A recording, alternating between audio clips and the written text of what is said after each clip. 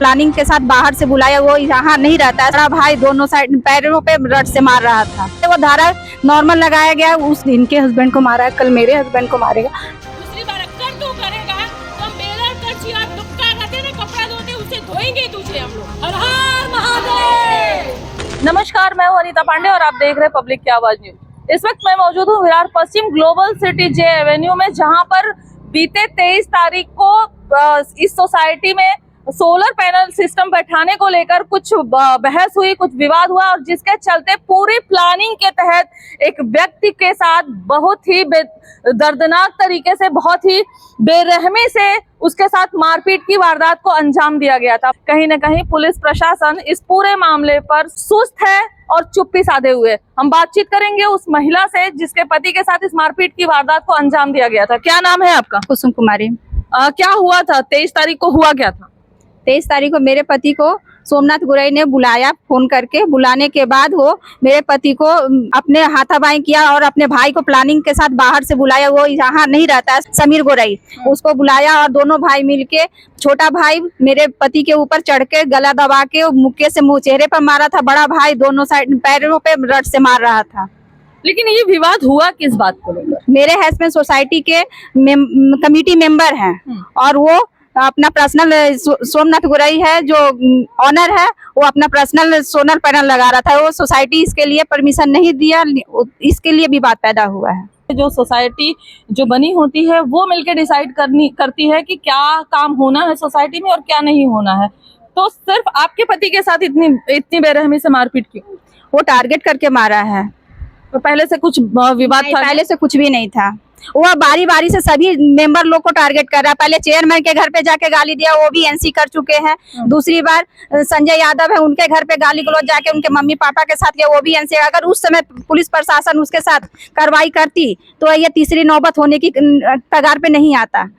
इसमें पुलिस चुप्पी साधी हुई है। कितने साल से आप इस सोसाइटी में रहते हैं? मैं 8 ईयर्स हो गया मुझे। 8 साल हो गया। हाँ। जैसा कि अभी आपने सुना कि इन दिनों एक कैंपेन जैसे चलाया गया है। मैं खुद जिस सोसाइटी में रहती हूँ वहां पर भी ये सोलर पैनल बिठाने का काम शुरू किया गया है। हमारे देश के प्रधानमंत्री का सपना है कि एक विकसित भारत बनाना है। उसी के तहत सोलर पैनल सिस्टम है वो बिठाने का काम लगभग सारी सोसाइटियों में शुरू है। अब ऐसे में जब ये सोसाइटी का काम शुरू था, सोलर पैनल सिस्टम बिठाया जा रहा था, तो ये सोमनाथ नामक जो ये व्यक्ति है उसने सोसाइटी की आड़ में खुद का पर्सनल सोलर सिस्टम बिठाने की कोशिश की, जिसका विरोध सोसाइटी में रहने वाले लोगों ने और खास करके सोसाइटी कमेटी के जो मेंबर हैं उन्होंने किया। और वो विरोध इन लोगों को इतना भारी पड़ा कि जानलेवा हमला पूरी प्लानिंग के तहत किया गया एक व्यक्ति के ऊपर। लेकिन पुलिस कहीं ना कहीं इस पूरे मामले को दबाती नजर आ रही है। आप क्या कहना चाहेंगी? जिस वक्त इनके पति के साथ मारपीट हो रही थी तो शायद आपके पति भी बचाने गए थे और वीडियो में दिख रहा है कि किस तरीके से उनके ऊपर सबसे पहले लोहे के रॉड से वार किया गया था। क्या कहना चाहेंगी? वो मार्केट जा रहे थे तो उसमें इनके हस्बैंड को मार रहा था, तो वो बचाने के लिए गए। उसमें वो भी है, सो उनको भी 3 रड मारा है। वो चोट आई है? हाँ, हाथ पे चोट आई है उनको। पुलिस में गए थे आप लोग, तो क्या पुलिस की तरफ से क्या कुछ कार्रवाई रही? कोई कार्रवाई नहीं। जो धारा लगाया गया वो मिनिमम धारा लगाया गया। जिस हिसाब से उनको मारा गया, जान एक तरह से वो जान से मारने की कोशिश किया है, लेकिन पुलिस उस पे धारा जो लगाई है मेरे मन मुताबिक नहीं लगाई है। चाहे किसी से भी पूछ लिया जाए, वो धारा नॉर्मल लगाया गया, उसको कड़ी से कड़ी सजा देनी चाहिए। वो व्यक्ति अभी पुलिस के गिरफ्त में है या फिर बाहर निकला हुआ है, बाहर घूम रहा है? हाँ, वो वापिस से धमकियां मिल रही है मुझे, पति को जान से मारने की धमकी। जी। इस तरीके से जब कोई किसी प्रकार की कोई दुर्घटना होती है तो अक्सर हम पुलिस प्रशासन की तरफ उम्मीद रखते हैं, लेकिन ऐसे मामलों में जब पुलिस चुप्पी साध लेती है तो इसका मतलब निकाला जा सकता है कि कहीं ना कहीं टेबल के नीचे की कमाई क्या पुलिस तक पहुंच पाई है। ये आरोप हमेशा से लगता आया है और ऐसी जब घटनाएं होती हैं और पुलिस जब चुप्पी साधे बैठी रहती है तो ये सवाल और भी पुख्ता हो जाते हैं। क्या नाम है आपका? सोनू यादव। जिस तरीके से यहाँ पर सोसाइटी में मारपीट हुई है उसके बाद क्या कहना चाहेंगे? बहुत ये ऐसा होना ही नहीं चाहिए। वो इंसान मेंटली डिस्टर्ब है। लोगों को इस तरीके से मारा, आज इनके हस्बैंड को मारा है, कल मेरे हस्बैंड को मारेगा। मैं भी जाके कंप्लेन करके आई हूँ। मेरे घर पे भी आके गाली गलौज किया उसने। तो उसके पुलिस ने कुछ नहीं किया।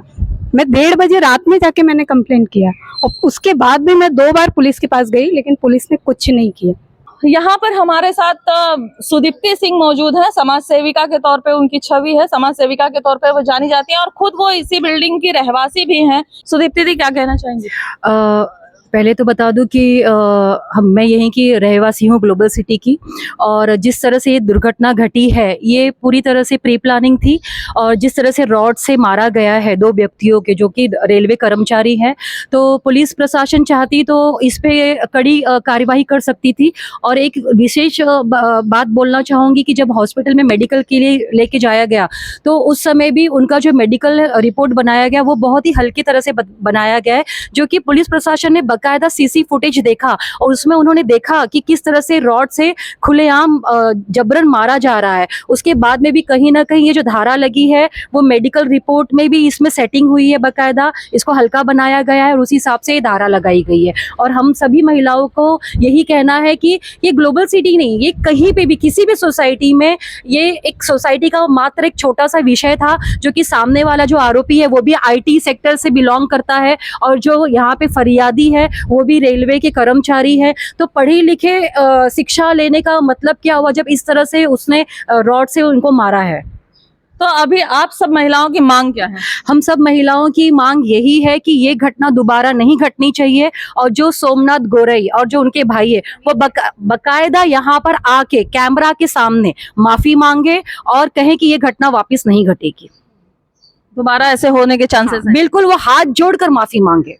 विरार पश्चिम का ग्लोबल सिटी क्षेत्र जब ये क्षेत्र बसाया गया था तो इस क्षेत्र का काफी नाम था। मतलब लोगों के मन में एक छवि होती है कि वहां पे सभ्य, सुशिक्षित, पढ़े लिखे और शांत स्वभाव के लोग रहने आते हैं। लेकिन ऐसे में जब इस तरीके की घटनाएं आती हैं सामने तो कहीं ना कहीं एक प्रश्न चिन्ह खड़ा होता है कि जब एक पढ़ा लिखा व्यक्ति, एक सुशिक्षित व्यक्ति जो IT सेक्टर में काम करने वाला है, यहाँ पर एक रेलवे कर्मचारी के साथ इस तरीके का मारपीट करना उसको कहाँ तक शोभा देता है।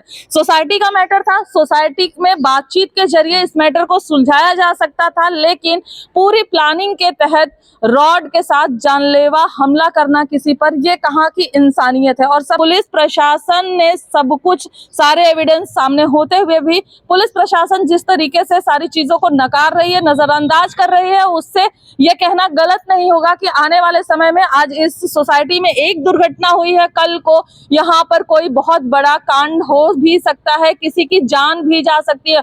और ऐसी मानसिकता के लोग जो 1 बार नहीं, 2 बार नहीं, 3 बार नहीं, जिनके ऊपर बार बार कंप्लेन होती है, उसके बावजूद भी अगर वो ऐसे खुले आम घूमते हैं बिना किसी डर के, तो उनकी जो आपराधिक मानसिकता है उसको मजबूती मिलती है, उसको बल मिलता है और उनके हौसले और मजबूत होते हैं किसी बड़े आपराधिक कृत्य को अंजाम देने के लिए। फिलहाल जिस तरीके से सोसाइटी की महिलाओं की मांग है कि वो व्यक्ति माफी मांगे और उसके बाद वो लिखित में ये दे, आगे से वो आने वाले समय में किसी भी सोसाइटी मेंबर के साथ इस तरीके की हरकत वो दोबारा नहीं करेगा। फिलहाल देखना अब ये होगा कि जिस तरीके से पुलिस पूरे मामले पर लीपापोती करती नजर आ रही है, बुलिंज पुलिस जिस तरीके से पूरे मामले पर लीपापोती करती नजर आ रही है, और जो ये महिलाओं की मांग है वो कहाँ तक जाकर पूरी होती है और क्या कुछ न्याय इन परिवारों को मिल पाता है। फिलहाल आज की इस वीडियो में इतना ही, फिर होगी मुलाकात, तब तक के लिए नमस्कार।